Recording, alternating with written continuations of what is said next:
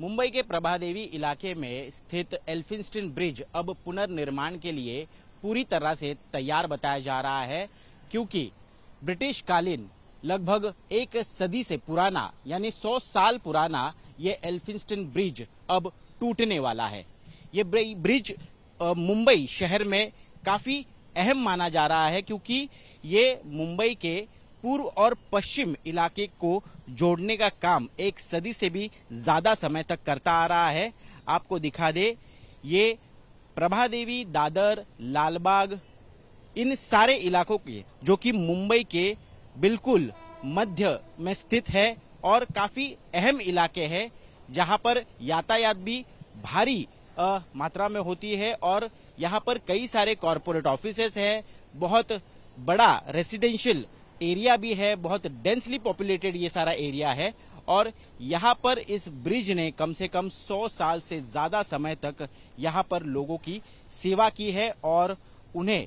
East west से जोड़ने का काम किया है। अब इस ब्रिज को महारेल और एमएमआरडीए ये संस्थाएं बनाने जा रही है। 167 करोड़ की लागत से इस ब्रिज को बनाया जाने वाला है। आपको बता दें कि इस ब्रिज को बनाने में एक नई तकनीक का उपयोग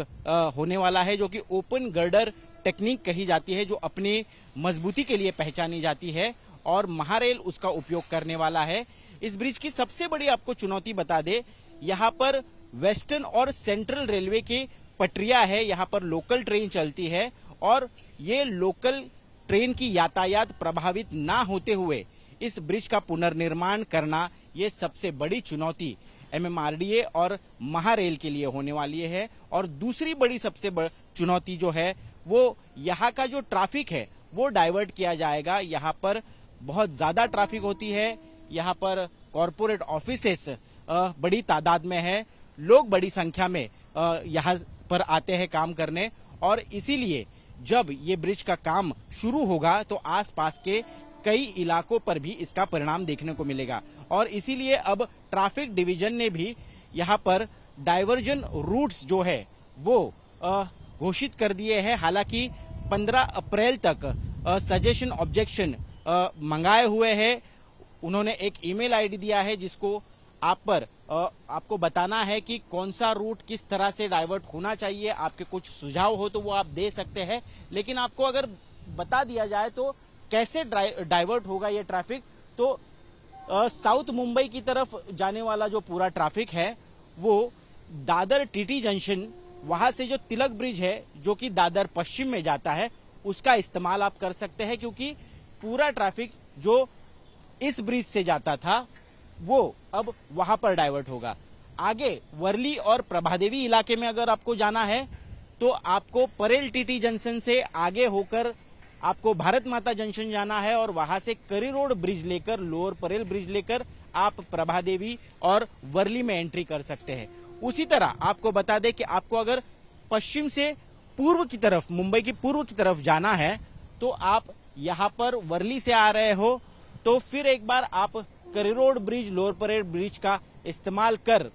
आप लालबाग में जा सकते हो। और वही अगर बात करें दादर, बांद्रा और माहिम की, तो फिर एक बार सेना भवन, तिलक ब्रिज दादर का जो है उसका इस्तेमाल करके आप यहां दादर टीटी जंक्शन आ सकते हो। तो इस तरह से ट्रैफिक का रूट जो है वो डाइवर्ट किया जाएगा। लेकिन आपको बता दें कि ये जो नया डबल डेकर ब्रिज यहां पर बनने जा रहा है वो एक तरह से इंजीनियरिंग मार्वल कहला जाएगा, क्योंकि मुंबई का ये पहला डबल डेकर ब्रिज होगा। यहां पर